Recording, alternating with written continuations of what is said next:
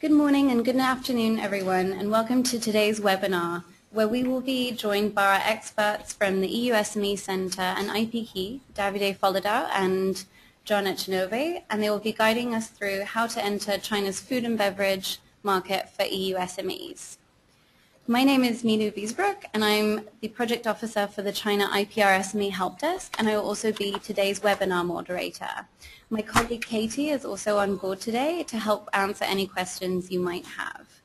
So today we'll not only be joined by one expert on this topic, but we'll also be joined by two who will be speaking about not only market access and entry into China for the food and beverage market, as well as protecting your intellectual property rights. So throughout our presentation, we're going to ask you, the listeners, to please interact with myself and Katie by typing in questions and comments using the question panel on your screen, which we will then pass on to our experts to be answered live during and after the presentation. So let's test the platform a bit to gauge your attendance and make sure you can all hear us. Could you all raise your hand using the raise hand button you see on the top left of your interaction tool? If you click on the raise hand button, we can see who's listening and if you can hear us well. So let's take a look at how many people. Okay, so it seems that about half of you have raised your hands, which is great. So I'm assuming the others are maybe not present at the moment. But if you have any technical difficulties and you can't hear us, please just send us a message and we'll try and sort it out. So Katie and myself are on board to answer any questions you have today. So keep in mind that you can directly chat with us and we will pass on any IP-related questions to our experts to answer during the presentation or during the Q&A session at the end of the presentation. Also keep in mind that we are recording today's webinar and it will be available from download from the past webinars section of our website in the following days. So before I hand over the mic to Davide and John, I will give you a brief snapshot of the Helpdesk and the EU SME Centre and the free services we offer. For those of you who are not already familiar with the China IPR SME Helpdesk, we are a project co-funded by the European Union, which means all of our services are free to European SMEs. We provide jargon-free, first-line, confidential advice on intellectual property issues in China to European SMEs looking to internationalize. Our services include an inquiry helpline, which allows you to ask us an IP-related question and receive a reply from our IP business advisor within 3 working days. We have training events which are held throughout the year across Europe and China. We provide IP materials such as guides, newsletters, and a case study catalog, which are all available from download from our website, where you can also find interactive e-learning modules, a news section, and information on our upcoming events. You can also connect with us on social media sites such as Facebook, Twitter, and LinkedIn to receive updates on our events and our new features. Now I will give a quick overview of the EU SME Centre before introducing our experts of the day. So, established in October 2010 and funded by the European Union, the EU SME Centre in Beijing provides a comprehensive range of hands-on information, advice, trainings, and support services to EU SMEs to help them develop and strengthen their commercial presence in China. The team of experts assists European SMEs doing business in China in 4 main areas: business development, legal, standards and conformity, and human resources. The Centre is implemented by a consortium of 6 partners. The Centre launched a number of trainings and seminars in May, which include how to successfully export food and beverage products to China, training in Brussels.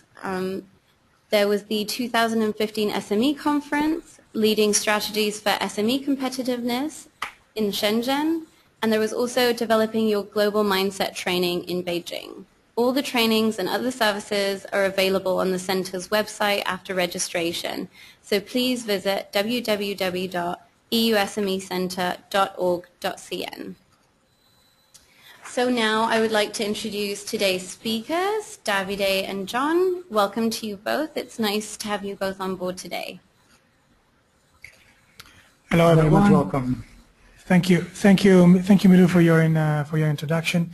Very briefly, Davide Follador. I am an intellectual property lawyer, and I currently work with the IPKey Action, the EU-funded project in China to support the policy dialogue between the European Union and China on intellectual property.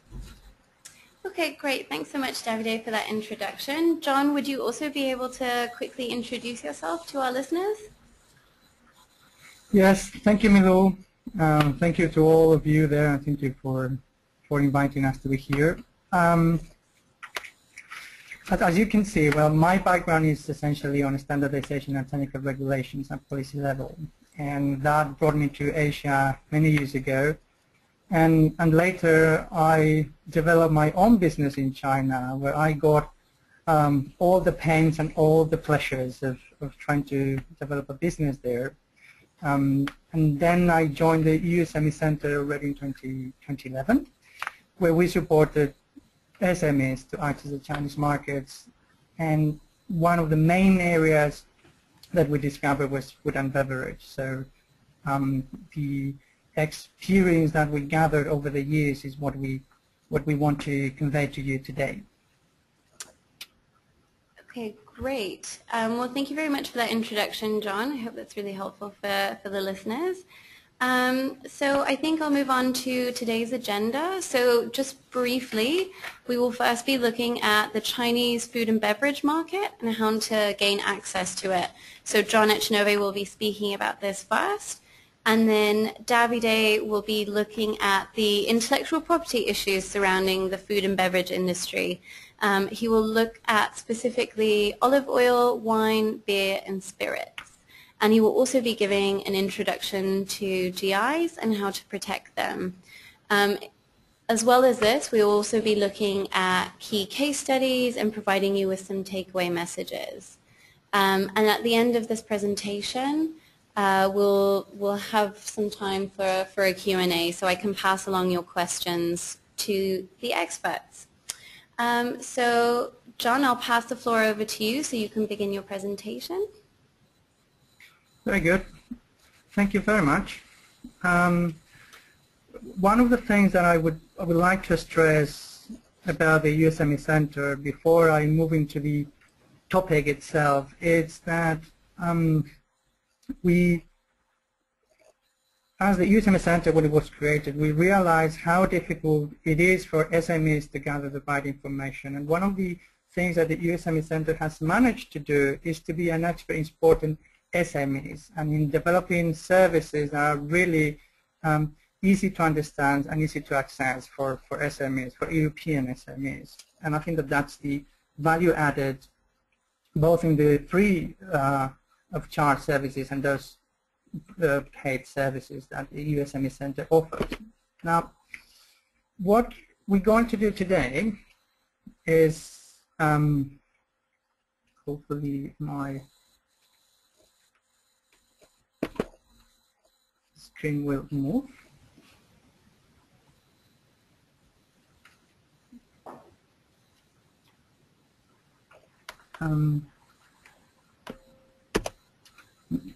Would you mind me to check in if I have control over the... I think you have control over the mouse, so I think you can go ahead and change the slides. I think there might be a couple of seconds delay, so John, if you're talking about something and the people can see the wrong slides, everyone just be a little patient and hopefully within 5 seconds the right presentation slide will pop up. Okay. Yeah, there we go. I can see it now and I hope all of you guys can too. Okay. Okay, very well. So basically in the next half an hour or so, we want just to give you an idea of how we see the food and beverage market in China and what might be the opportunities and challenges. And I insist, this is based not only on the research that we have done, but also on the experience of the SMEs that we've been supporting for the last years. We're going to give some specific details for the markets of wines and olive oil, which we believe are two markets with quite a lot of potential. And then we will briefly go through the market access elements that you would need to know and be familiar with when accessing China. I have already good news for you. Both wine and olive oil are definitely not the most complex ones to access the market. There are some complexities there, but it's not something that is just unsurmountable. Now, generally speaking, I would like to first have your feelings about the Chinese market. So I will ask Milou to launch a poll just to gauge. Yeah. There we go. I've launched the poll, so all of you guys can actually see the questions. Go ahead, John, with what you want to hear from our listeners. Well, we just wanted to know how they perceive China and whether they believe, for example, wine and olive oil are products that any Chinese will buy because it's very common in their diet or in their consumption patterns.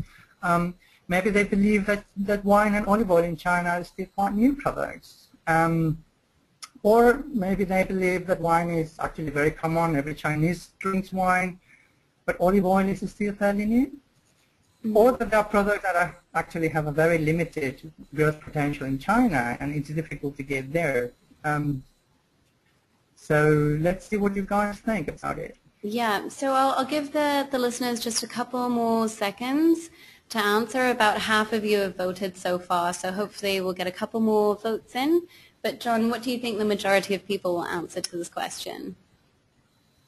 Well, I think there's a lot of news around China these days, so I guess that most people would have a very accurate image of what it is. I think that since China is becoming more and more popular in the media, we're also breaking the prejudices or the assumptions of what China is as a country and as a market. Okay. All right. Well, I think the most people have voted now, so I think I'll close the poll and then I'll show everyone the results of the poll. So it seems that the majority of people still think that they are very or relatively new and still considered as gourmet products. I don't know what you think of this, or maybe if Davide, if you have an opinion on this as well. Yes, I agree. We are still talking about gourmet products to some extent, but the popularity of these products is definitely growing in China. I don't know if you agree with me, John. Absolutely, absolutely, David. And actually, it's very good to see the results of the poll. It is true that they are new, but they are growing, as David has said. And it is true that wine being an alcoholic beverage, which is actually part of many cultures, also the Chinese, probably has an easier way than olive oil at this moment in time. So the second largest choice of the audience is actually partially true too. Yes. So, well, we actually have a question from the audience already surrounding this. I don't know if either of you guys could give insight to this, but do the Chinese generally have very conservative eating habits? I'm not really sure how to answer that question. I guess I haven't. Well, it depends what it means, conservative. But I can give you my view and my take on that. Mm-hmm. There is, if you have lived in China, you know China. Gastronomy is not only extraordinarily good, it's also a very important cultural value for Chinese. Mm. So yes, they do have a value to their own eating habits, and they might find in occasions difficult to sift to other gastronomies, but no more than any other country. Let's be clear about that. I mean, if you bring Spaniards to China, they will reject some of the dishes regardless how good they are there. And so they are yes, conservative in that sense. However, and that we will talk about that later, there is a significant increase in openness to new products. That includes many of them. I can give an example with, for example, coffee, which 10 years ago it was very, very difficult to find a coffee place in Beijing, and even 6 years ago. And now you go to Beijing, there's coffee everywhere, and Chinese are drinking a lot of coffee themselves. So, and that also adds chocolate. So they are really changing their habits to add new products. Okay, great. Well, that's really great news for all of those looking to internationalize to China then. Okay, well, thanks very much for your insights, John. I'll let you get on with your presentation. Yes. So, as a big, an overall view of the market, what are the things that one should, oh, I want to go one backwards.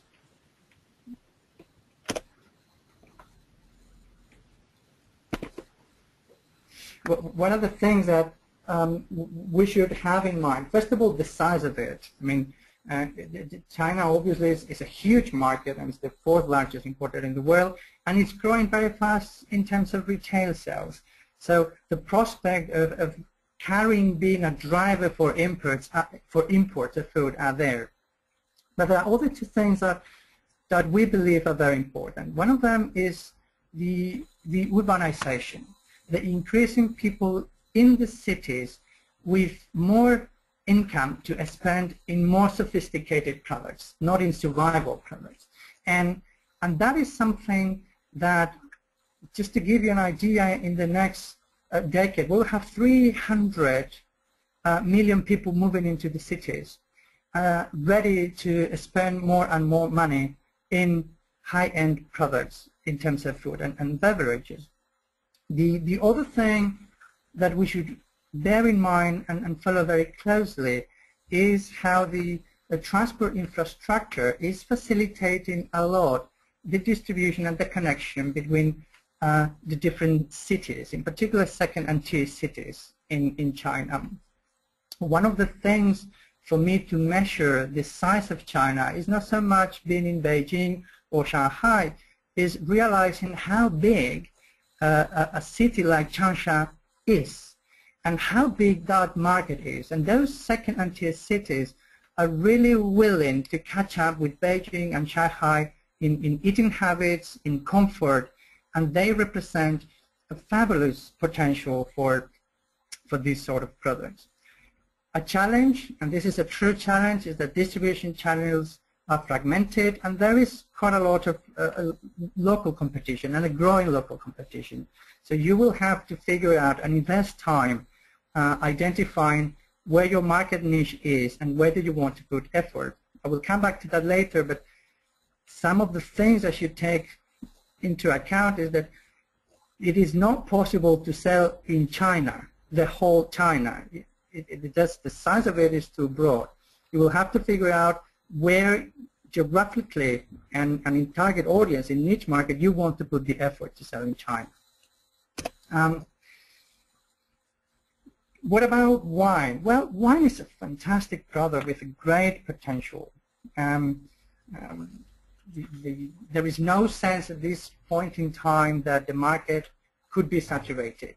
And last year I was having a conversation with a consultant that is only focused on exporting wine to China, and he was saying, look, the great advantage that we have, John, is that there is no sense that Chinese will start producing any wine in the medium term, any wine of decent quality.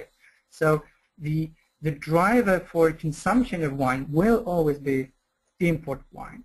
But we should also be aware that when you go to China, you're not talking about only European wines. You go to any shop that is specialized in wine, or even any supermarket, and you will find wines from Australia, from Chile, from South California.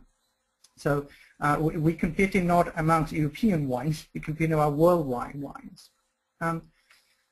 Something that I said before, but it is particularly relevant for wine, is the potential of second and third tier cities. You may walk around in downtown Beijing, Shanghai, and Guangzhou. You will find places that are selling wine, specialized. that would be more difficult to find in those second and tier cities. But those consumers are willing to start investing in wines, imported wines. Wine is a product of the status. You also have to bear that in mind yet in China.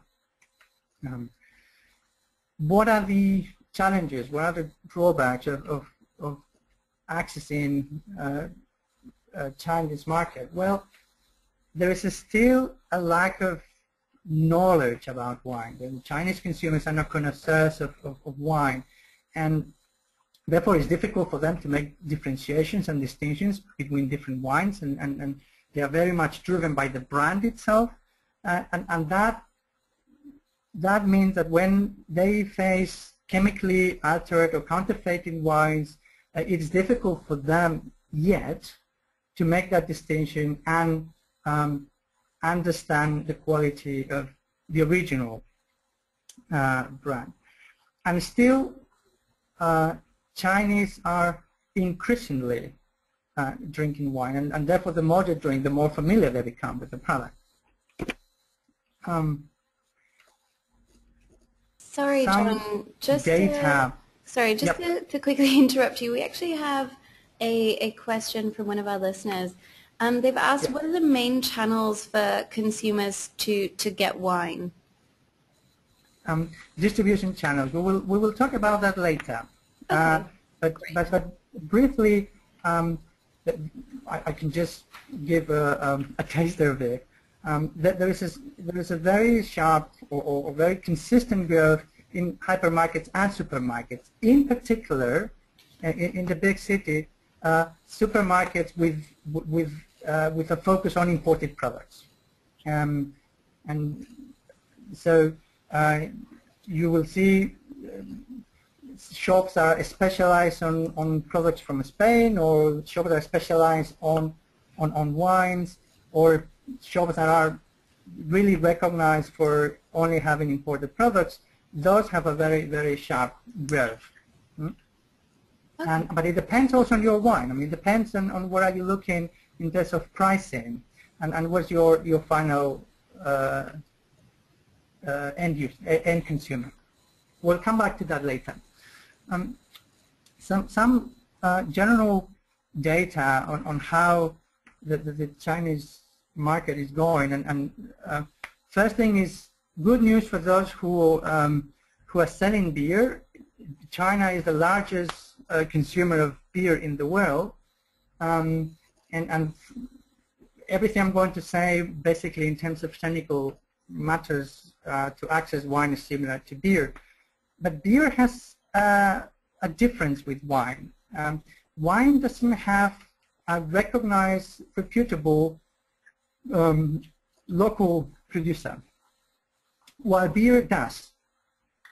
Chinese consumers are very fond of their Chinese beer, and it's not easy, or it's more difficult than wine, to develop a brand for Chinese consumers. You will be fighting with very strong, perceived as good quality beers in China with local competition, something that you wouldn't have in wines. You will also see that there is quite stable consumption of liquids, whiskeys or things like that, which they are also heavy consumers of it.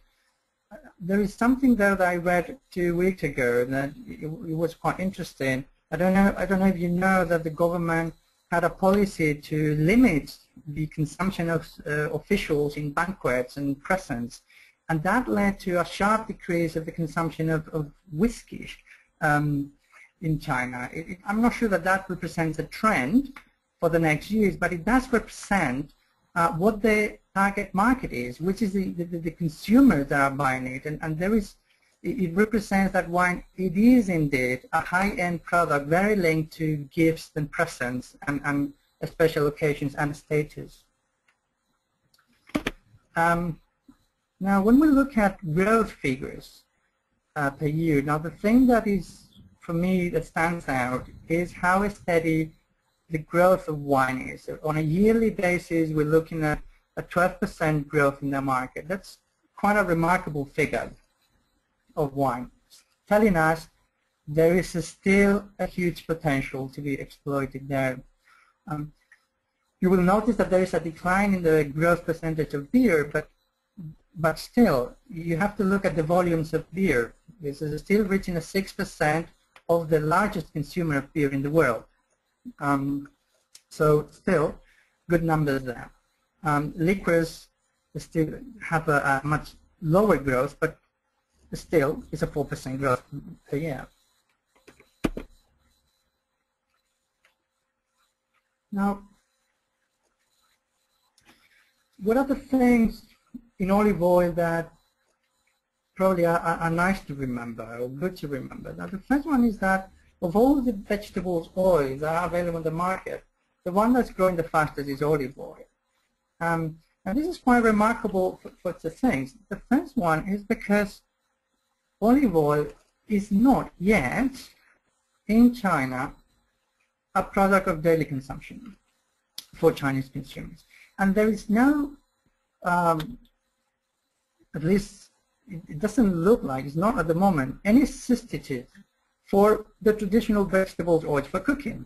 For Chinese consumers, the olive oil has a very strong flavor when they cook compared to the normal vegetables oil. So there is no sense that at some point in time olive oil will replace the once traditional vegetable oils, and still is the fastest growing one.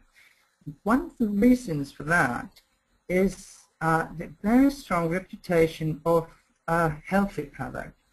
And in a country where food safety has been permanent in the media and it has become a priority for authorities and consumers, having such a product that is recognized for benefits in their health, it's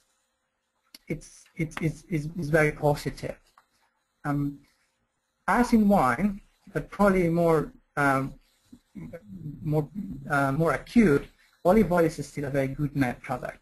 But still, you can find it in most hypermarkets and supermarkets. Hi again, John. Yes. Just a quick question. So I know we're talking about olive oils here, but is there maybe a market for other types of oils, such as bio or hazelnut, grapeseed, poppy, etc.? I know that there are some, GI products, for example, such as rose oil from Hungary, etc. So I was wondering if there is a market for this as well, or does olive oil dominate this? Well, I think there is a market, but it depends on what is the origin of that oil. You will have to look at what is the local competition. Now, one of the challenges but also advantages of olive oil is the lack of production in China. So you don't have also a substitute of a competitor of olive oil. So it depends on how you market your product and what is the end use of it, also given what are the competitors in the local market. Right. But the same way that olive oil is perceived as healthy, and because it's also imported and has this idea of being safe, that applies also very much to bioproducts or imported products. Yeah. It's very important that it is very much in the conscious of Chinese consumers, I believe, that and probably that is a fact, that European products follow a much strict food safety procedures, and therefore it is more unlikely that they are dangerous. Yeah. And there is a growing market for bioproducts. As I said before, Chinese consumers are becoming more and more sophisticated in their choices, and health is a primary topic for Chinese consumers. So organic bioproducts do have a good potential. Whether the size of the market is there now, that's a different thing, but it's definitely growing. Okay. All right. Well, thank you very much, John. I'll let you continue now talking about olive oil. Good. Let's see.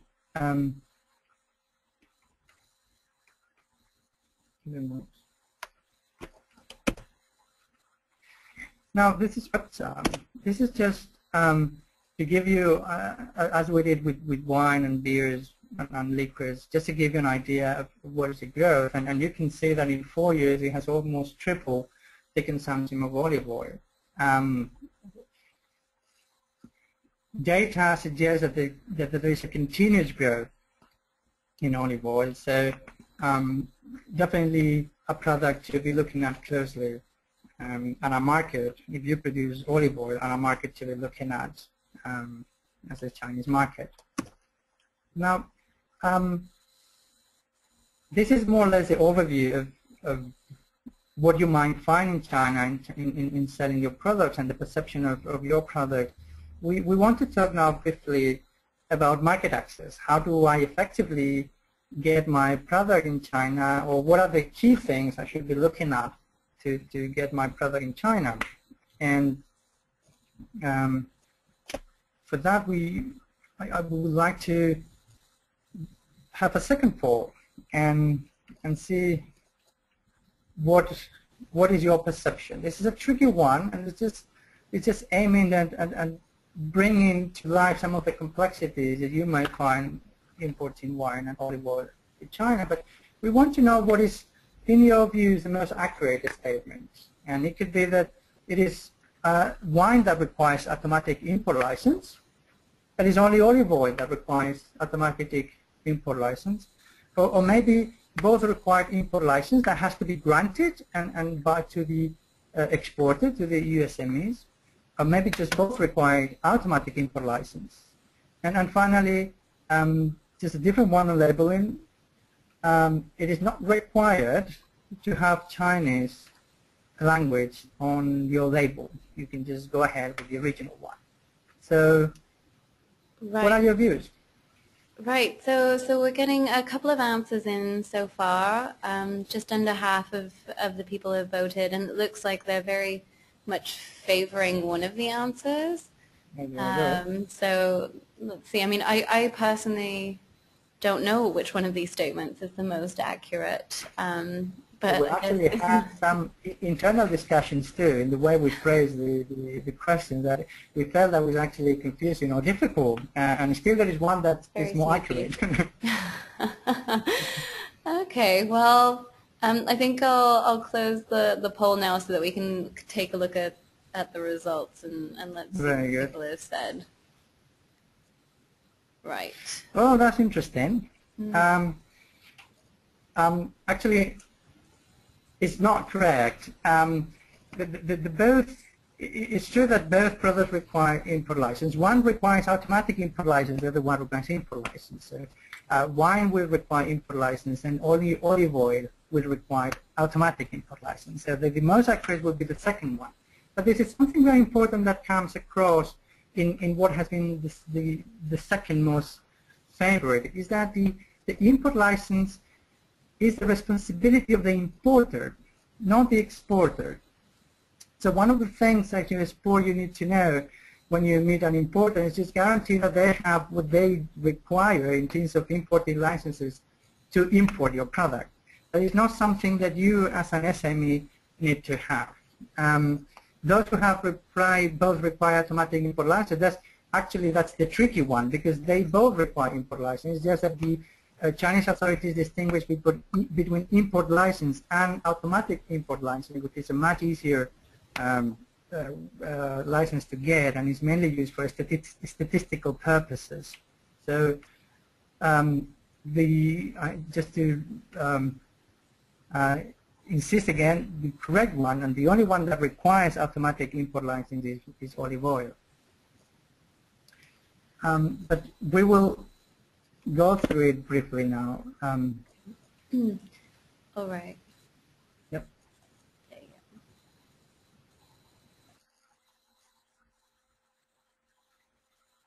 Yeah.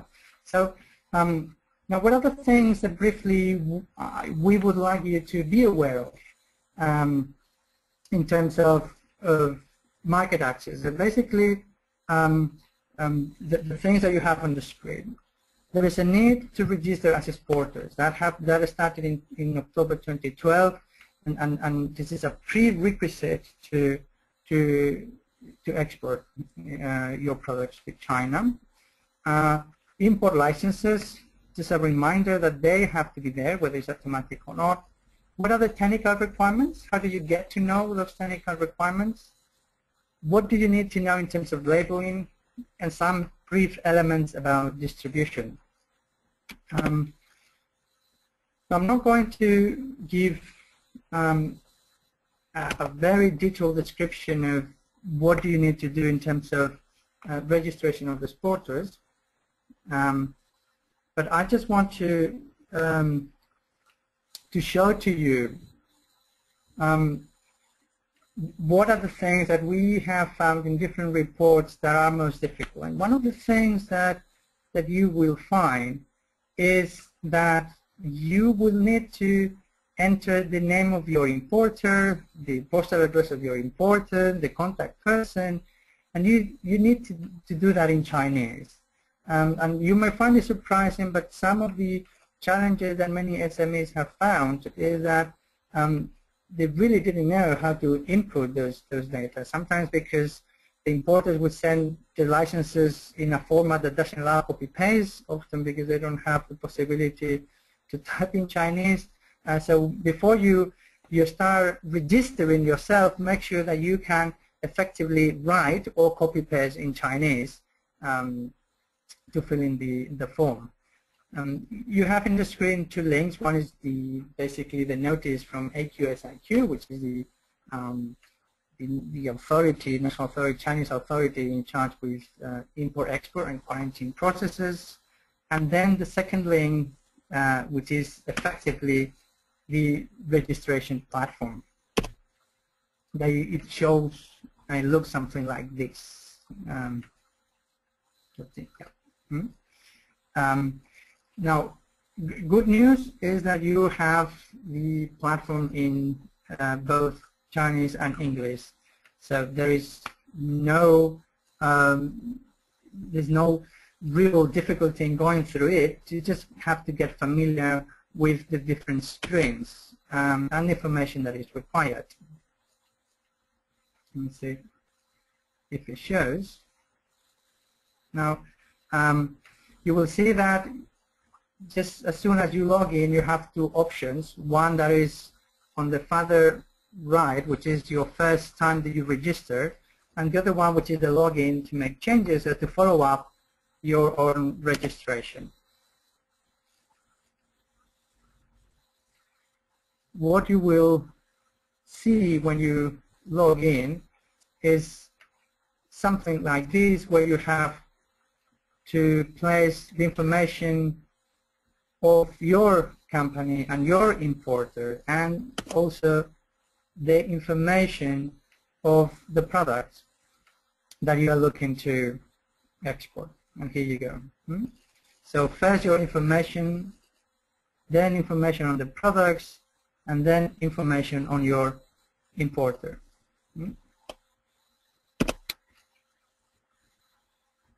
Now that is a prerequisite before doing it. The other thing that we wanted to highlight is the fact that when you contact importers, they are the ones that have to be responsible for being granted the import license. That's a license that is issued by the Ministry of Commerce, and that is normally something that you would ask to your importers to make sure that they are legit in doing those particular business. And in the case of olive oil, just make a distinction that they do require the automatic import license. Now, I'm not sure if it's, yeah.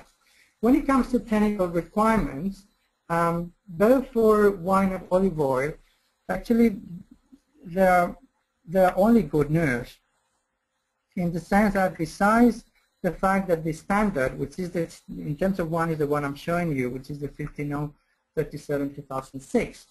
Besides the specific definitions and classification and the standards done, from a technical point of view, China has been doing an effort to align with international practices. So before 2011, there was a different criteria for sulfur dioxide, but now has been changed. So now the figures I'm showing, which is the 400 milligrams liter for sweet wines and 250 for the rest of wine, is actually following exactly what you would be looking in Europe. And they also modified the absorbic acid content, where now is allowed without having any specific limit, unlike it was before. Like any other market, your wine will go through inspection in customs, particularly the first time that you export. So, which is basically just confirming that what you are claiming in the label is effectively what is in the bottle. And one of the recommendations for those who are exporting for the first time is actually to try out with a small sample through the procedure in one particular entry point, just to get a feeling of what it is, what is the process of it, and what are the requirements, and what are the things that might go wrong, both from the labeling point of view and from the technical point of view. Now, the standard of olive oil as the one in wine is the one that gives the whole range of what olive oil is about, olive oil and Pomance olive oil.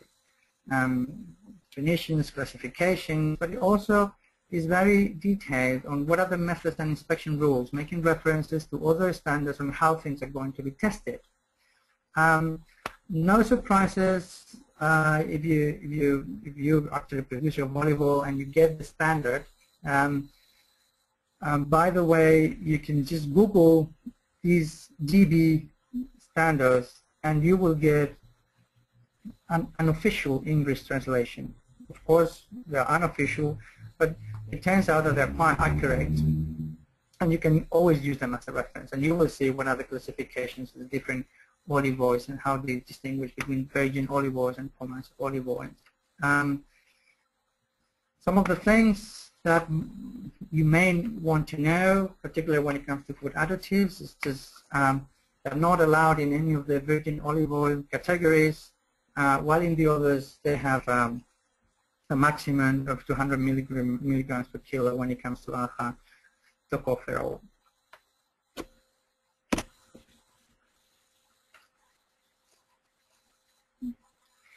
Now, labeling, I'm showing the basic standards you will need to follow. And for all the products, when it comes to prepackaged food, you will have to follow the rules of GB 7718 of 2011, which describes the main elements there. When it comes to alcoholic beverage, you also have extra requirements in the GB 10344. But something that you have to be aware is that often product standards, and definitely it happens in the case of wine and olive oil, have specific clauses about labeling, extra requirements that you will need to comply with. It's not enough to follow the general rules, you have to have specific rules. And I'm going just to give you an idea of what might be those rules for these two products. So the general labeling of prepackaged standards will ask you to have information in Chinese and in a particular size of Chinese characters, the name of the product, list of ingredients, net content, address of the exporter, and name and address distributor, issue and expiration date. That's the general rules. But when you go to the product standard, let's see. For example, in the wine, they will have extra requirements that they would like to see on the label, which is the name and type of wine, the alcohol percentages, the bottling date, country of origin, etc., etc. Those requirements are not in the general standard of labeling for prepackaged food. It is on the standard of wine, of the product itself. And the same applies to, for example, olive oil. The extra requirements are mainly related to the production date, and they have two elements of it. When it's a virgin olive oil, you have to add the year of the grape and the packing date, and you also are requested to have in the label the fatty acid content.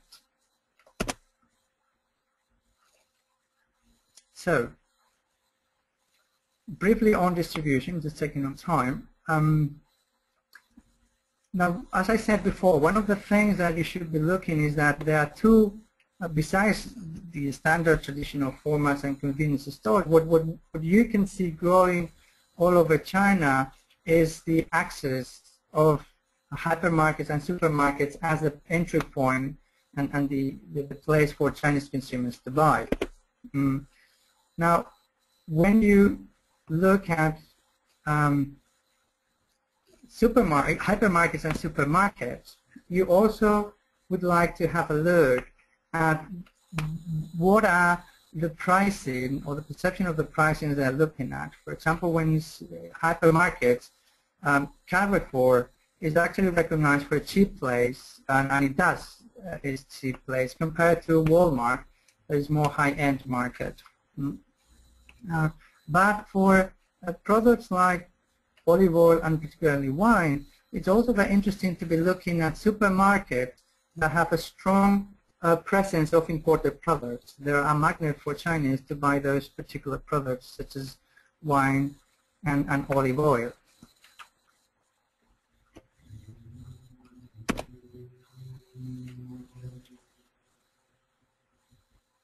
See? Now, what are the key factors when you're looking to find a distributor? And some of the key elements that we have identified. The first one is that you might be, like in any other country, you want to have one that has actual negotiation capacity with retail distribution. So it's not that small that it cannot actually influence that.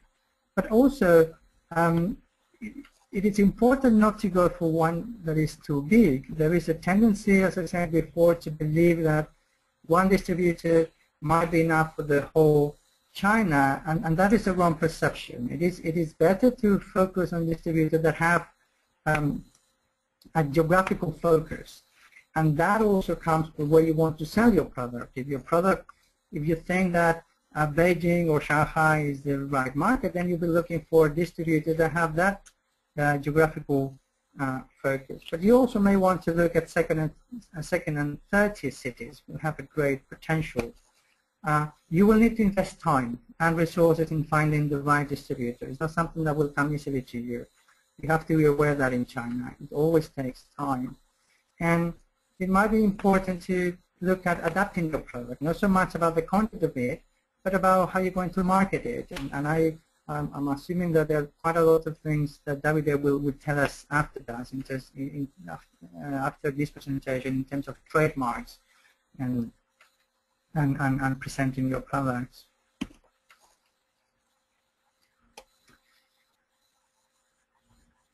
Good. Now, I want to finish here with just some of the key messages that I would love you to take away from this presentation. The first one is that wine and olive oil, wine also including other alcoholic beverages, but in particular wine, I perceive as a high-end market. I mean, it's a product that is linked with sophistication, with the status, with health. And although they are new, they have a quite sustained growth over the last years, so the potential is there. Look at other markets that are still even newer.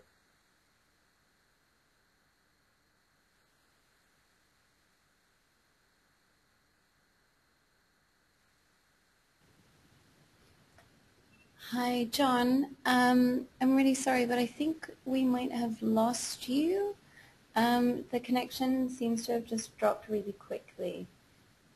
So what we can do is, if we don't have John back in a couple of seconds, what I'll do is I will just hand the floor over.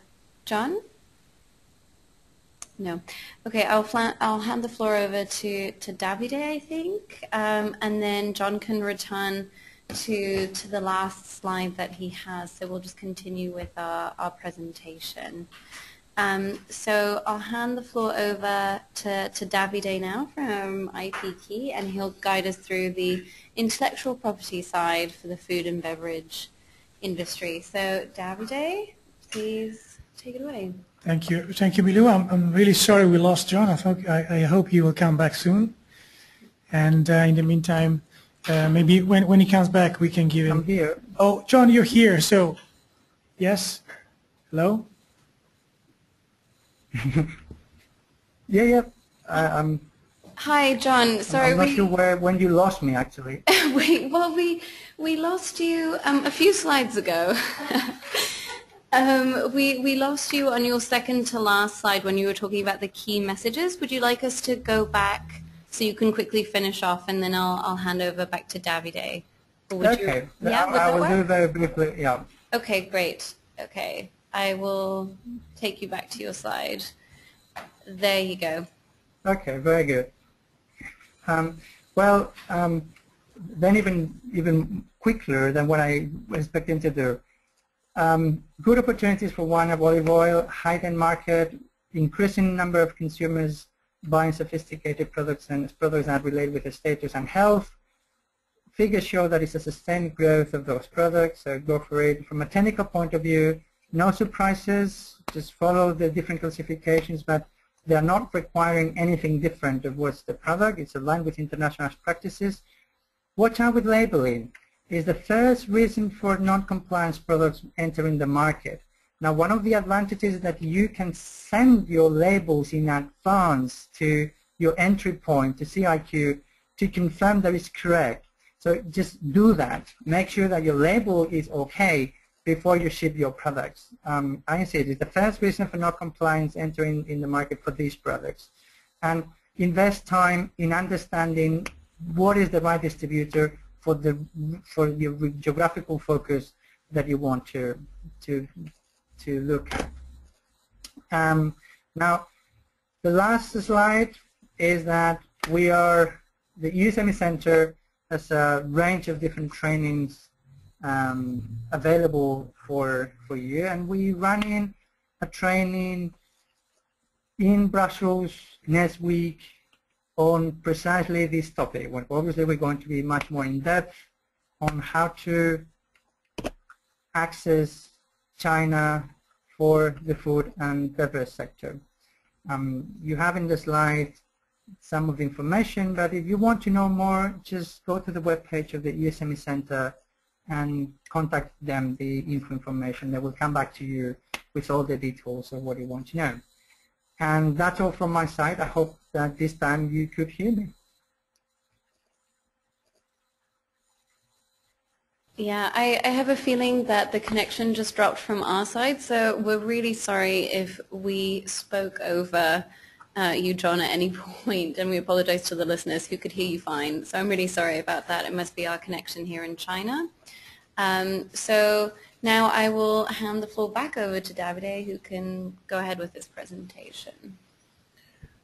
Thank you, Milou, and I must say that listening to the presentation of John was particularly interesting, so I really thank you personally, John.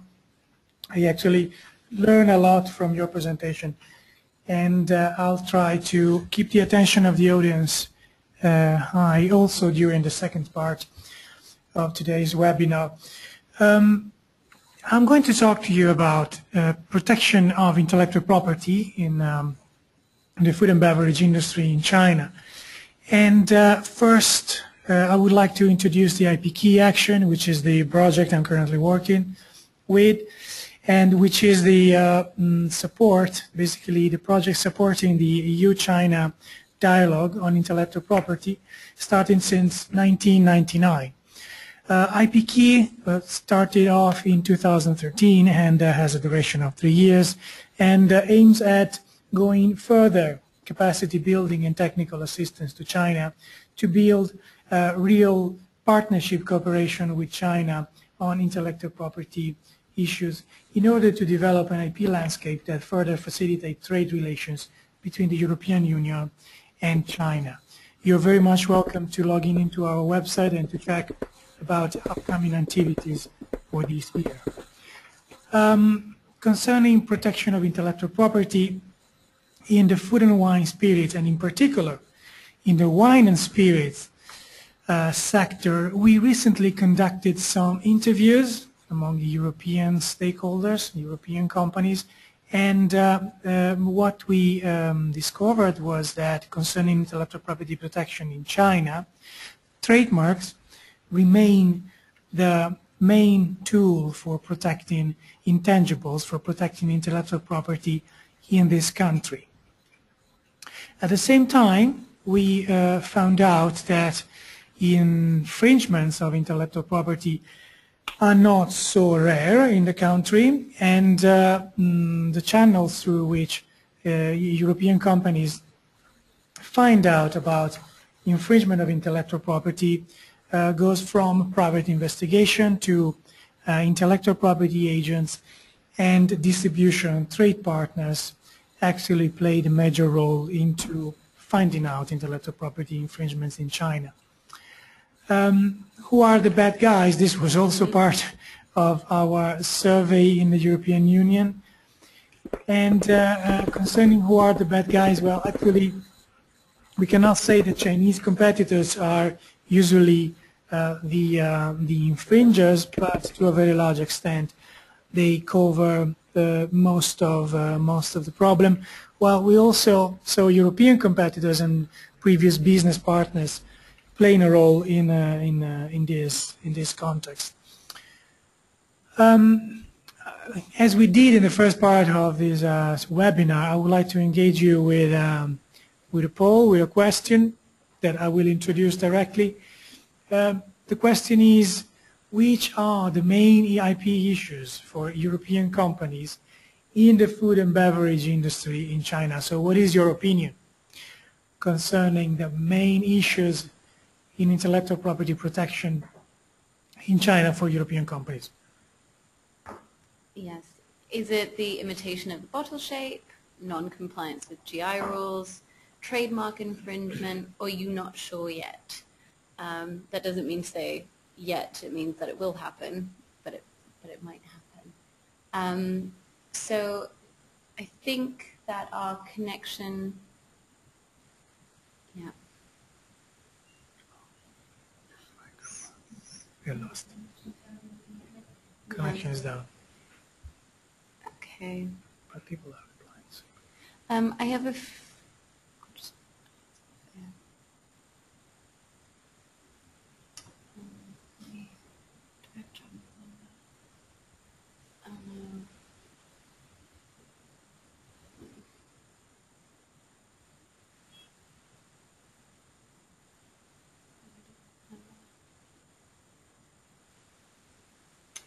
okay.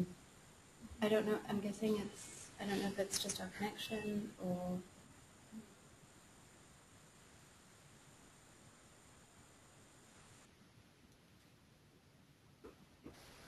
Okay. Sorry about that. I hope that all of you can hear us now, but it seems that we had a couple of technical difficulties. So if any of you can still hear us, please let us know, and if you can't hear us, please send through a message. Okay, I have a feeling that most of you can hear us now, so we're going to continue. So we've launched the poll, and more than half of you have voted, but if any of you are still left to vote, tell us what you think, what the main IP issues are for EU companies in this industry when they come to China. Okay, I will close the poll now. Okay, closing the poll now. So, as we can see, the majority of people think that trademark infringement is the biggest issue related to IP. I hope this is not because people have experienced them themselves, but I'm not sure. Davide, do you have any comments on the results of the poll? How can we get it? Yes, I wanted to show the next slide, which is actually, yes, actually the poll is as far as I understand, is basically mirroring the result of our survey, at least for the main issues encountered by European companies in China as far as intellectual property is concerned. Actually, trademark and trademark infringement is still the main issues encountered by European companies, while also apparently European companies also experienced malpractices and infringements concerning the design of the bottle, so the packaging of the product, and non-compliance with geographical indications, specifications, and infringement of the geographical indication as such, apparently is also one of the issues. It was also interesting to notice that this question remained unanswered to a quite large extent. That means that many companies do not... Sorry to interrupt you, Davide. I think that we've lost the connection again. If some of you could please just send a message through to see if we can actually hear you, if you can hear us, sorry. And as soon as the majority of you can hear us, we'll continue with the presentation. Let me go see if we can try and sort something else with our connection to see if that will help. Davide, feel free to continue or just talk about the issue for now, or if you have some other tips or hints for now, and I'll try to... Okay, so everybody can hear us? No. Okay. Yes, so this question remained largely unanswered. That probably means that most or many of the companies we interviewed actually do not know whether they had trademark infringement or intellectual property issues in their market operations in China.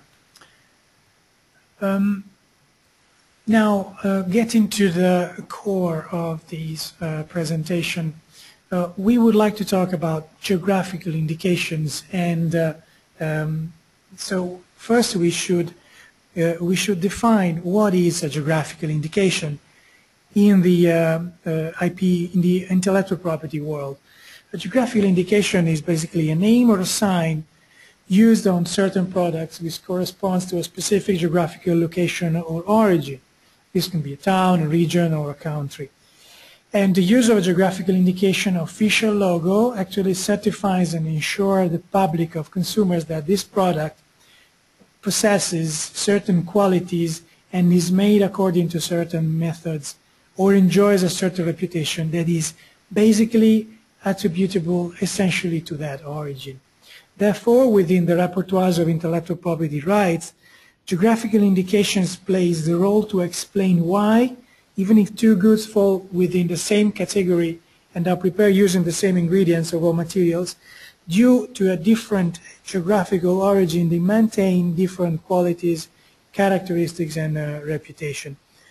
As such, geographical indications protection may be shared by all producers in the defined area that comply with the recognized standards set by geographical indication specifications. Obviously, geographical indication can also be protected as trademarks, and under certain conditions they can become certification or collective trademarks. One example is the worldwide famous Harris Tweed certification mark in the UK.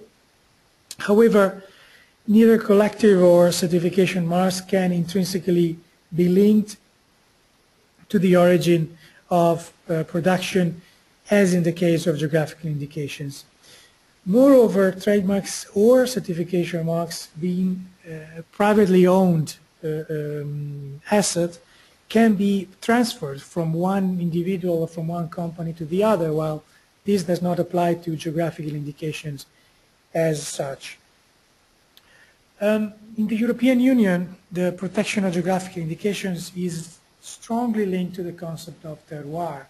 What is a terroir? Terroir is a set of special characteristics in the geography, geology, and climate of a certain place, and the sum of the effects that the local environment, comprising both natural and human factors, have on the protection of a product that impacts on a unique quality that is specific to that site. In the European Union, countries like France, Italy, Spain, and also Germany, Ireland, Hungary, and many others have established traditions in protecting GIs, and the geographical indication products and the economy behind geographic indication products is therefore quite important for the European economy, and there is a strong economic interest in protecting geographical indications in the food and beverage industry. What is the value of geographical indication products as such? According to a survey conducted in the European Union in 2013, 1.3 billion, sorry, in 2013 in China, not in the EU, what is the value of geographical indication products in China in 2013? According to the statistics released by the Chinese government, 1.3 billion RMB is represented by geographical indication products. So quite an impressive number. According, now we refer to the European Commission study in 2013, the price paid by consumers for geographical indications is usually twice compared to a corresponding standard or non-GI product. So there is an added margin in the price of geographical indication products, and the shares of these premium price is shared to a different extent between producers of raw materials and distributors of geographical indication products. And while several factors play a key role in bringing this premium price, what has been observed is that the stricter the rules for producing geographical indication products, the higher are the margin for the GI production supply and production chain.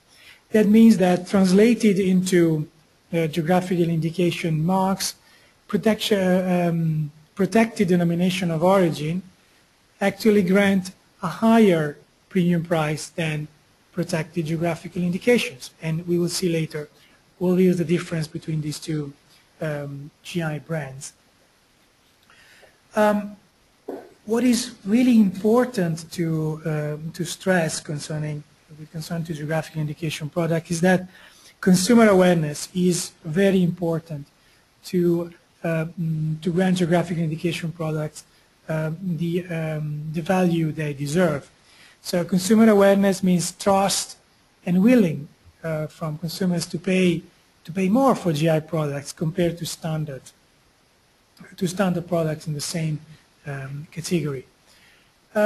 According to the European Union, to the European Commission, according to the studies that have been conducted in this sector, geographical indication industry also contribute to 0.2% of employment in the EU, so they are a very important source of jobs in the European Union.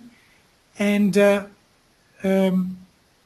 getting now to the main differences between geographical indication products and legal framework for geographical indication products in the European Union and in China, what we notice, you can spend time to go through this slide separately, but what I would like to stress here is a basic difference between the European Union legal framework for protection of geographical indication, which you can see on the right-hand side of this slide, where the definition of European protected denomination of origin is given, and the three central slides, with three central definitions in the slide, which show the current legal framework for geographical indications in China, respectively under the trademark law, under the IQSIQ, which is the name of the administration also mentioned by John in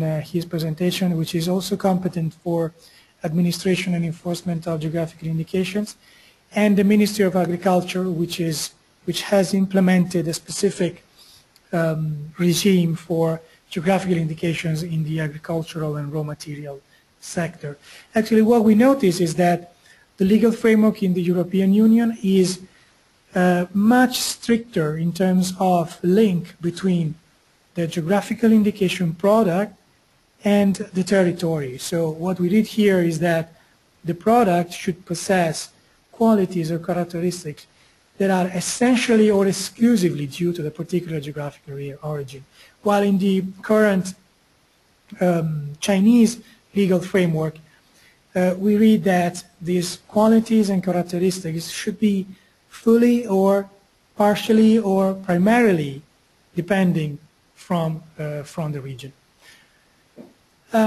Protecting geographical indications in EU-China trade relations means protecting certain interests and certain sectors. If we look at product quality, basically the law framework, the legal framework aims at protecting and ensuring that Chinese consumers are not misled, that the interests of Chinese consumers, because we are talking about Chinese market, that the interests of consumers are protected by the law. And to this regard, we basically refer to the consumer protection law and the product quality law. On the side of intellectual property, the main interest protected by the law is the interest of the intellectual property right holder. And in this case, we should refer to the trademark law, to the anti-unfair competition law, and to the QSIQ geographical indication regime. Finally, for the agri-food sector, it is the interest of producers which comes at stake. And in this case, we look at the agri-product safety law of the People's Republic of China. When it comes to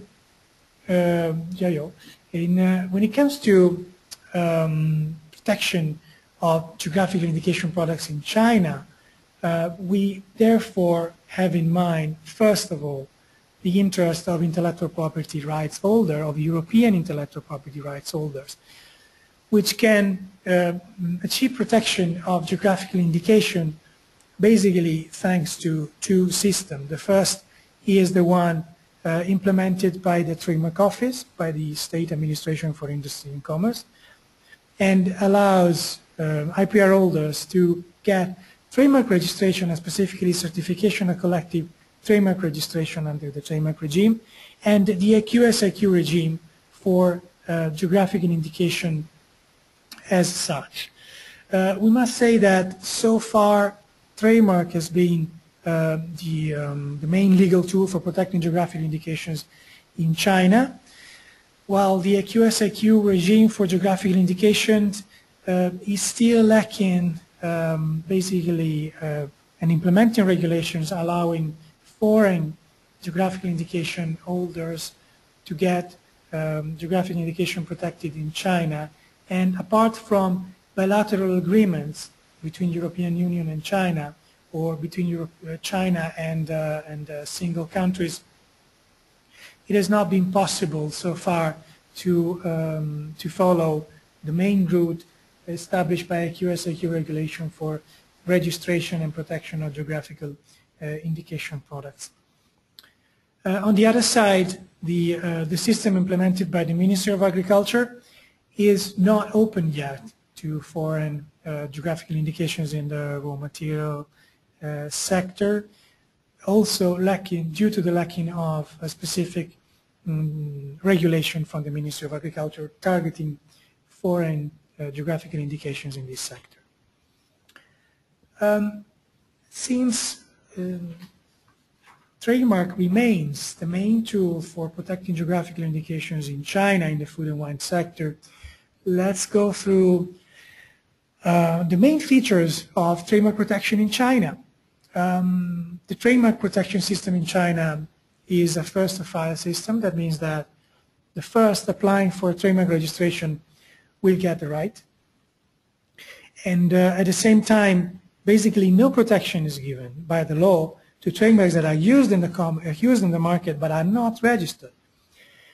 At the same time, China adopts the international classification system for goods and services, but still applies a national sub-classification system, which might bring issues in terms of classification of the products that you want to protect. It is important to remember that China is a Chinese-speaking country, so trademark should be translated in Chinese and protected also in the Chinese version. If you don't do it, a competitor might do it before you and will acquire the exclusive rights for the Chinese version of your trademark.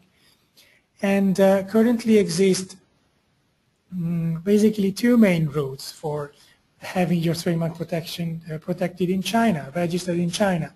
The first one is to apply for a national Chinese trademark directly, and the second one is to apply for international registration which designates the Chinese trademark system. And I can provide you more information about these two systems in a Q&A section if you're interested into that. Concerning the specific of GIs, I already mentioned, but the two Chinese registration authorities are the State Administration for Industry and Commerce, to which the Trademark Office belongs, and the Administration for Quality, Supervision, Inspection and Quarantine, which is the Chinese administration administering, sorry for the repetition, the GI, the Geographical Indication protection system in China. Packaging and bottle shapes are quite important for the food and wine industry. Packaging and bottle shapes are part of the goodwill of these products on the market. That's why, apart from trademarks, you might also want to consider to protect the design of the packaging, or to seek legal protection from infringement according to the unfair competition law. The most practical way is to register the design of the shape of your product, to the extent that this design and the packaging is new, is not something that which is already common on the market, and possess distinctive character. The design registration is quite inexpensive. Its design can be registered with the State Intellectual Property Office. The application process and the examination process only takes a few months, and gives you the exclusive rights on the design and the shape of your product, as long as this is distinctive and original. Among other intellectual property rights that can come at stake, you might also consider trade secrets. Trade secrets can also belong to the food and wine industry.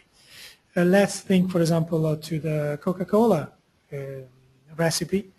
The Coca-Cola recipe was never patented, remained a secret, is a trade secret, and it's a trade secret valuing millions on the market.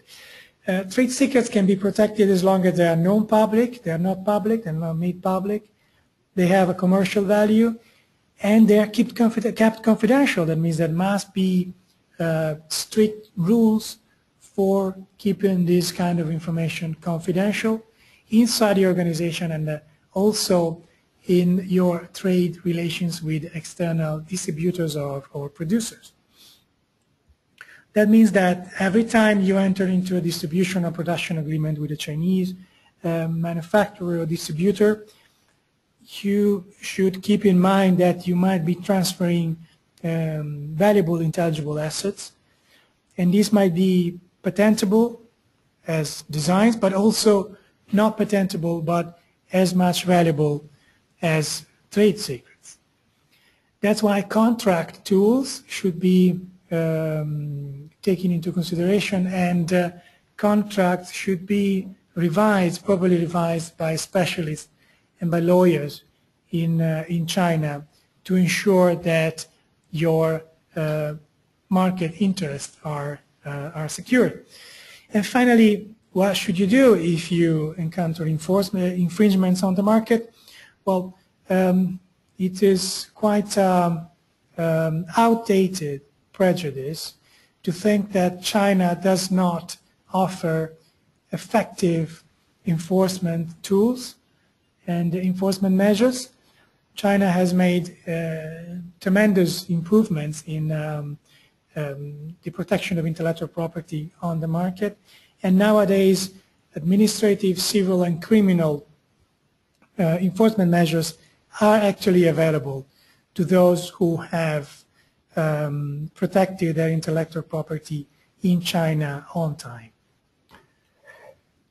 Finally, I would like to conclude my presentation with a few very practical information. And since we have seen that trademark protection is still the main tool adopted by European companies to protect their intellectual property in China, you might get to the point that you want to know if your trademark is available in China or not. And the easiest way is to access one of those very user-friendly and free, completely out of charge, e-tools available on the internet. A very powerful tool is the Trademark View, implemented by the Office for Harmonization of the Internal Market, the OIM, in Europe. The Trademark View database is collecting not only the community trademarks and the trademarks on the register of the 28 European countries, but also a growing number of non-European countries.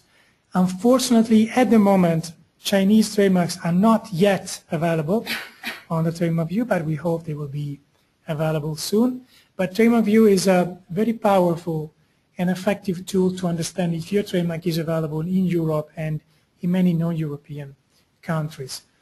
If you want to check whether your trademark is registered or is available on the Chinese trademark register, you can directly access, and here you can see the link, the trademark register of the People's Republic of China, which is available also in English, but frankly speaking, the Chinese website is much more stable than the English website, so unless you are familiar with the Chinese language, you might want to seek advice from a trademark attorney in China, but still, you can try with the English version to log in, and no registration is required, so it's freely available, to log in and check if your trademark has been registered by someone else prior to you in either English or in Chinese. Finally, least but not least, I mentioned the issues as you might face with the classification of goods and services. Another powerful tool to sort out these problems is Trademark Plus, another e-tool of the Office for Harmonization in the Internal Market. And Trademark Plus allows you to check how the product you want to protect with your trademark is classified in the European Union and in the other countries belonging to Trademark Plus. In this case, Chinese classification, Chinese national classification in Chinese is also available. So you want to protect wine, you log in, you type in wine, and you will see how wine is classified according to the Chinese national classification and which subclasses you should protect in the Chinese national classification to have your trademark registered in China. Some takeaway messages for you today. Product certification and mandatory requirements for labels or product standards, as have been very clearly explained by John, are something different from intellectual property. So once you get your product registered, once you get your importer registered with the QSAQ, your job is not finished. You should also ensure that the intellectual property that belongs to your product is protected, trademark, designs, patents, or trade secrets. And since brand recognition is often essential for market success, definitely protecting your trademark should be your first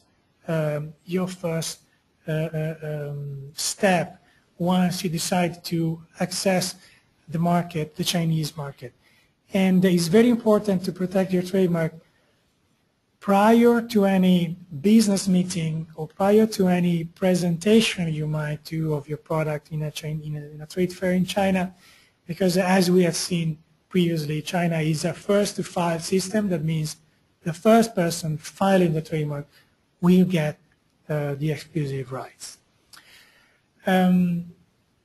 If you're not sure about the steps you have to take for some protection strategy, you should seek local advice from Chinese trademark attorneys, and it is also very important to create IP awareness, intellectual property awareness in young salespeople in China who might not be properly trained to face the issues and the challenges that intellectual property brings with market access in the Chinese market.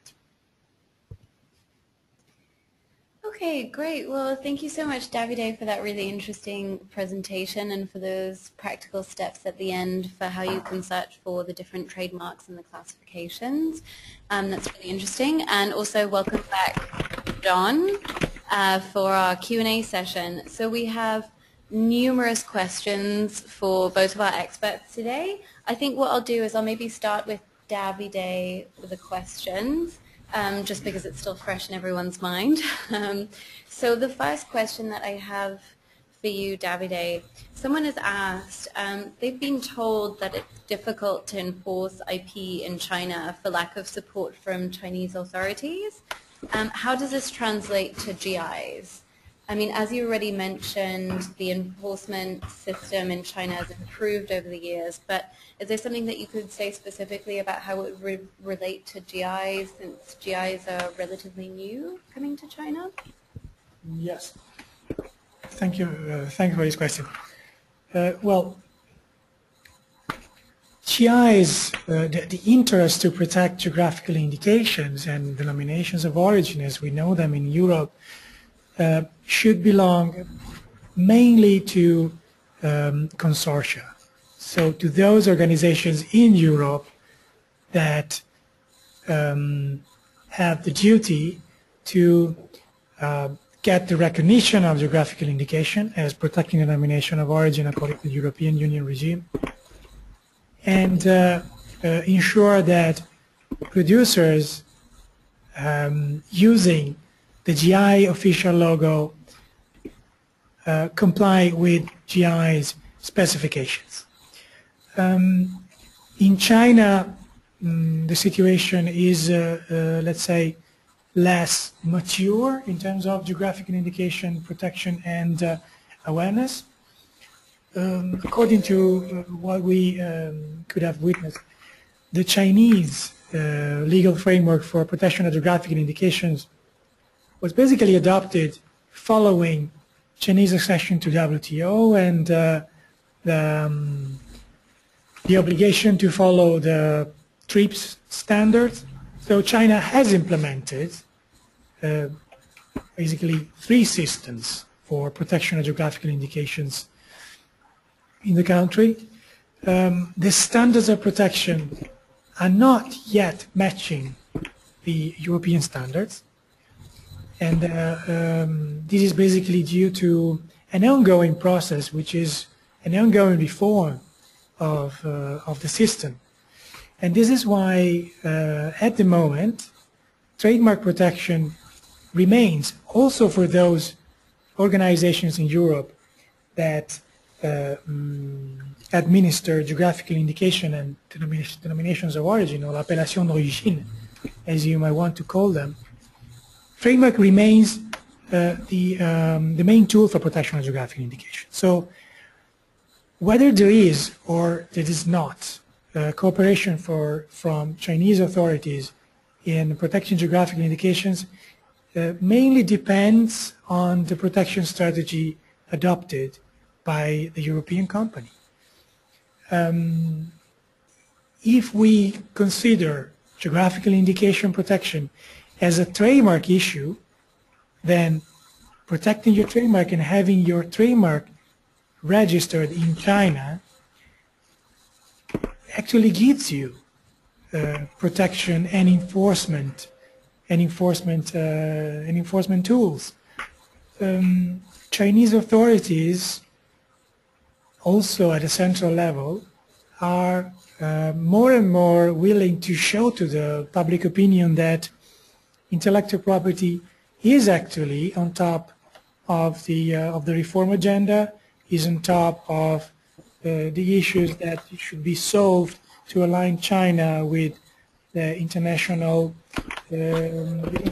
community. So according to our experience,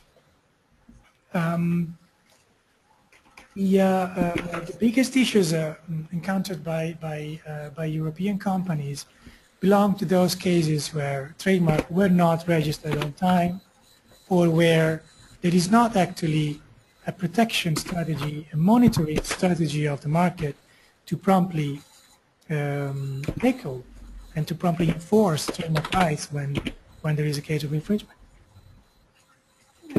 Okay, great. Well, thank you for that really detailed answer, Davide. The next question that would follow from that, but I think you've already covered this, is who would have the right to sue in China if there was intellectual property infringement, if it's to do with the GI? Would that be the manufacturer, the exporter? Would it be the GI association? I think you've already covered it to say that you need to cover your trademark, but I guess it's a tricky situation, and it would really be the local company in Europe, depending on how they would market their product and what trademark they would use, and make sure that they put that in place. Yes, exactly. Basically, the who can enforce, who can start the action, it depends on the specific case, on the intellectual property that has been violated. Let's take trademark again as an example. It will be the trademark rights holder to be entitled to file a court action, an administrative action to enforce the right. There is actually also the possibility to inform the Administration for Industry and Commerce that there is a violation of the laws on protection of consumers every time infringement of geographical indications is deceiving consumers as regards the qualities of the product. So every time there is a consumer's interest to protect, there is in principle the possibility also to inform the industry, the Administration for Industry and Commerce, and request for an action. But definitely the most effective way to enforce rights, to enforce intellectual property rights in China, also with regards to geographic indication, remains trademark enforcement. The QSIQ regime is also there, is also available.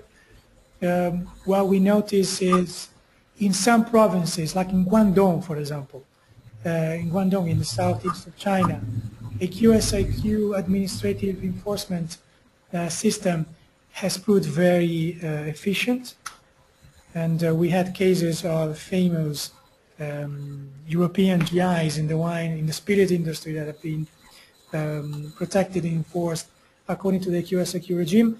But as I said during my presentation, there is still a need of harmonization of the system, and the European stakeholders, European companies should be very much aware of how the system is working. Okay, great. So I think we'll do our last IP-related question before asking John a couple of questions. It's very simple and straightforward. How long and how much does it take to accomplish IP protection? I think, of course, it depends on what type of IP you would be registering, and then also... Yes. Well, I would say that to accomplish a sound IP protection, you should not think that by registering your trademark or your design, your job is done. You should continuously monitor the market to ensure that your registration is not infringed, your trademark or your design is not infringed. So the first step is to achieve registration, and this can be actually quite, well, relatively fast. We talk about some months, sometimes around 1 year for trademark registration, and probably less, much less for design registration. But once you have achieved your registration in both English and Chinese, you should not forget about it. You should monitor the trademark register, you should monitor the market, and you should always keep your eyes very wide open to check that no one is infringing on your rights. Okay, Great. Well, that's really sound advice, Davide. Thank you very much. I'll now move on to some questions for John. Hi, John. I hope you're still with us. Am. Great. So our first question is, it's a statement. The distribution costs for developing in the Chinese market are quite heavy. Do you maybe have any advice for EU SMEs on this? Well, actually, no much of it. Besides the fact that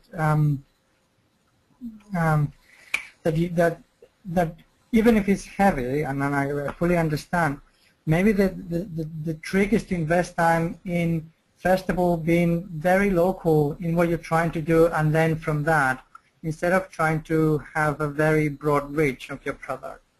So one of the key elements for success is, at least that we have experienced, is to stick to one entry point, starting with small samples and being very, very focused and concrete in what you're trying to do, and only expand later on when you already have learned what works and what doesn't work for the market. Still, distribution is one of the main challenges in China, but it's getting better and better. So the long-term prospects are good in that eventually infrastructure and the less fragmentation of the distribution market will help ease that cost. Okay, great, great. We actually have another question which is asking for advice. They're asking for advice on a branding strategy. So, you know, they're saying that brand recognition by Chinese customers due to its complicated classification system so there is a lack of brand recognition by Chinese consumers. Would you have any advice on what kind of branding strategy EU SMEs could use that would maybe attract Chinese consumers more? In what particular, is that wine, or is that? This was general, so you're welcome to take your pick. I'm hoping that it would be applicable to all. Yeah, I'm not a marketing expert, but I think that some of the things that are important with branding products like wine or olive oil that are really targeting a particular market niche in China, which is consumers that are looking for sophisticated products that look for either status or health. You probably would not start by trying to promote your brand, because indeed there is lack of brand recognition, but maybe your origin. The fact that it is a French wine or that it is a Spanish wine. So you have to be looking very much in what are the things that are recognizable by the Chinese consumers, and location is a fact. The other element that probably is important to look at branding is, and I guess that is something that is also related to trademark, is to look into how you're going to translate the name of your brand into Chinese, which I believe is quite important. You have to bear in mind that we don't have the same spectrum of phonetics, and you will eventually have to bring in a name in Chinese characters for your product.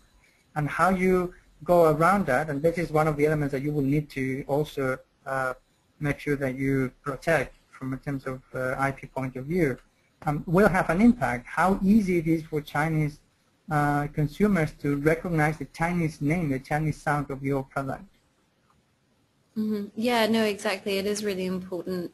Some companies have experienced difficulties when they've only registered their English trademark or brand name, and experienced difficulties when the Chinese would copy that and put it into Chinese characters and then market it that way. So that is something that people should be really aware of. Okay, so I think that brings us, I think, our final questions of the day, seeing I think we've run a little bit over time. So we have two questions, but they're related to the automatic import license. So the two questions are, how can a product have an automatic import license? And the second question with that is, what other products are granted automatic import license? So feel free to answer that the way you see fit. Well, the automatic import license is essentially a license that is granted by the Ministry of Commerce for a range of products that are in principle of free access. So it's a license that is fairly easy to get by the importer, and that the Ministry of Commerce essentially use for statistical purposes. So what I'm trying to say is that the automatic import license has less requirements from the Ministry of Commerce to grant it, and it is called automatic import license because in principle it is automatic. It is granted. And there are a lot of products that are under that category. I mean, not only olive oil. We have dairy products. All the initially some of the other beverages requires automatic import license. One of the slides that I provided in the webinar, and I guess that they're going to be available, has the link to the latest list of products that are covered by automatic import license. That is a quite extensive list of products. So you can just click. I was trying to see whether I could click myself, but definitely I can't. I didn't realize that I was doing it on my own computer and not in the computer of the webinar. But you can go there and check the list of. I mean, if you go to the slide, and you can just point to the participants where is the link, and you have the direct access to a list that is regularly updated. The one that we are providing is the last version of it. Yeah, all right, good, fantastic, John. We'll definitely make sure to put the PPT slides up so people can access the links you're talking about, and they can peruse all the information. We just have one last clarification on one of those graphs, actually. For the yearly gross sales of alcoholic beverages in China, there is a category that's listed as others, and we were just wondering whether that represents, it says alcoholic beverages, but does it represent maybe soft drinks or something else, or an unspecified category, maybe like Baijiu? Yeah, but good question. Unfortunately, I don't have that information right now. I mean, I have the source there, and I would have to come back to the source and figure out what is included in that order category. Okay. But the report is exclusively about alcoholic beverages, so it's definitely not non-alcoholic beverages. Yes. So maybe some concoctions that, maybe cocktails or mixed drinks. Okay, yeah, and I can see that the source is listed at the bottom as well, so people can feel free to take a look at that themselves. So unfortunately, I think that's all that we have time for today in terms of questions. But for the IP-related questions, I'll forward any unanswered questions along to our IP business advisor, who will get back to each of you within 3 working days. And for the other questions, I'll pass them along to the EU SME Centre, and hopefully they'll take it from there as well. So I'd like to thank John and Davide again so much for the presentations today. They've been absolutely fantastic. So thank you, guys. Thank you. Thank you very much. And before the rest of you leave us today, I'd just like to highlight 1 or 2 more things about the China Help Desk. We recently, as of yesterday, we started a live chat function, which we will be holding every last Tuesday of the month, where our IP business advisor will be online, so you can contact him directly and receive an instant response. So this is fantastic for all of you that just have a very quick question that you'd like answered or clarified straight away. So next month, do tune in for that. So we would like to thank all of you again today for your time and your interest in the China IPR SME Helpdesk and also the EU SME Centre. We encourage you to use our online resources or contact the Helpdesk for further advice should you have any additional questions. This presentation will be made available for download in the coming days on our online portal under the past webinars section, where you can also find full details of all future Helpdesk webinars and events. If you would like to receive regular updates on our upcoming webinars and events, don't hesitate to sign up for our mailing list. So I think that's it from us today. So thank you all, and we hope to see you again soon at our future events. Okay, bye.